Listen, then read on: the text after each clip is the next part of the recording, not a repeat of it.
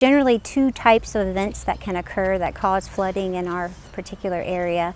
The first one being a storm event, so it's the rainfall getting into the system and the system not having enough capacity to handle the amount of rainfall that's coming into it. So that it will back up into the system and cause the surface flooding.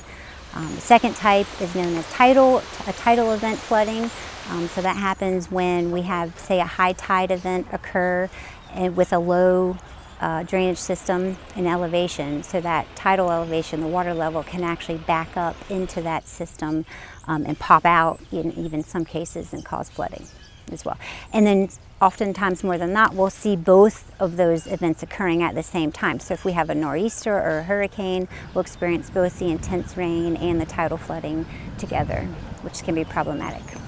So Chesapeake specifically has challenges with our low elevation, and then we also have, because of that low elevation, a higher groundwater table in some areas.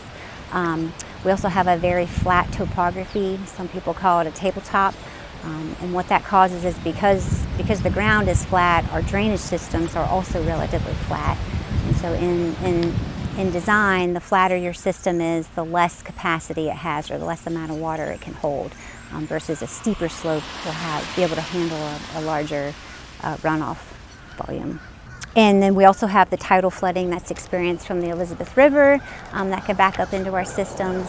And then we also have wind-driven tides that affect the southern half of the city, down in like the North Landing River, Northwest River, and the A&C Canal. When we get a sustained southerly wind, it can actually push up the volume of water into those tributaries and cause flooding that way as well.